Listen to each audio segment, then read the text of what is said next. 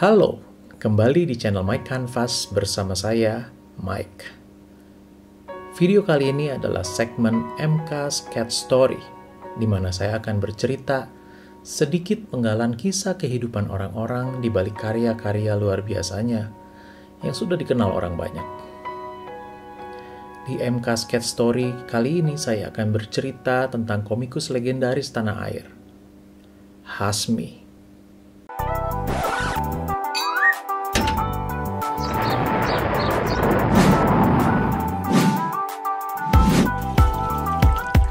Selain sketsa, saya juga akan menggambar ulang salah satu cover komik Gundala yang digambar oleh Pak Hasmi. Semua mungkin tahu komik Gundala, atau setidaknya ya filmnya. Tetapi mungkin tidak banyak yang tahu, kreator di balik karakter superhero legendaris Indonesia ini adalah seorang komikus yang luar biasa bernama Harya Suryaminata, atau yang lebih dikenal sebagai Hasmi. Hasmi lahir di Yogyakarta, 25 Desember tahun 1946. Sejak kecil, Hasmi sudah terlihat suka menggambar. Meskipun awalnya bercita-cita menjadi insinyur, namun selepas SMA, Hasmi tidak berhasil masuk ke Fakultas Teknik Universitas Gadjah Mada. Di tahun 1967, Hasmi justru masuk ke Akademi Seni Rupa Indonesia selama 2 tahun. Di masa ini, ia mendapatkan pekerjaan menggambar tokoh komik fantasi bernama Maza di tahun 1968 yang diminta oleh penerbit Kencana Agung. Namun, Hasmi sebetulnya ingin membuat komik ciptaannya sendiri. Karena di komik Maza, meskipun karakter ini adalah ciptaan dia juga, namun ia tidak sebebas itu karena banyak hal ditentukan oleh pihak penerbit.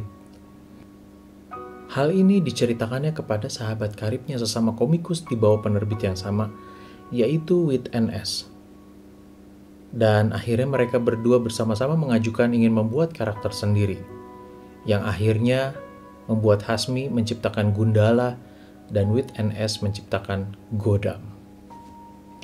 Karakter Gundala sendiri diinspirasi dari berbagai karakter, selain dari karakter komik luar negeri, tetapi utamanya karakter Gundala ini lahir karena inspirasi dari karakter Ki Ageng Selo, kisah legenda Jawa seorang sakti yang bisa menangkap petir, dan bahasa Jawanya petir adalah Gundolo. Dari situlah nama Gundala muncul. Komik Gundala terbit sebanyak 23 judul selama tahun 1969 sampai 1982.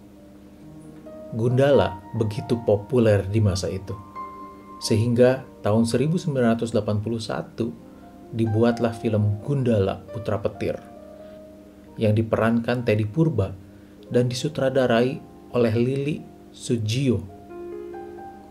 Selain menjadi komikus Gundala, Hasmi juga adalah seorang penulis yang sangat aktif, menulis untuk skenario film dan acara ketoprak. Karakter-karakter komik yang diciptakan Hasmi antara lain Sembrani, Pangeran Melar, Maza, Kalong, dan beberapa karakter lain, dan tentu saja Gundala. Hasmi, yang juga dikenal dengan sebutan Mas Nemo di kalangan sahabat-sahabatnya, aktif membuat komik hingga tahun 1995. Setelah itu, selain masih menggambar, beliau juga aktif menulis skenario dan menyutradarai teater, ketoprak, dan juga menulis untuk film. Bahkan juga beberapa kali muncul sebagai pemeran di dalam film. Hasmi sangat disiplin dalam bekerja. Penampilannya dan hidupnya terkenal sederhana. Namun dia tidak pernah sekedarnya dalam berkarya. Selalu berusaha memberikan yang terbaik.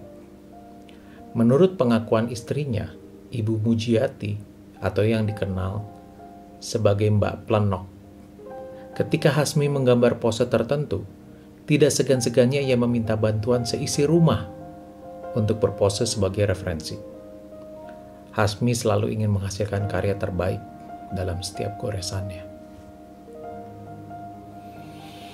Sekian puluh tahun tidak berhenti berkarya, namun akhirnya Hasmi dipanggil pulang dan meninggalkan kita semua pada tanggal 6 November 2016 di sebuah rumah sakit di Yogyakarta.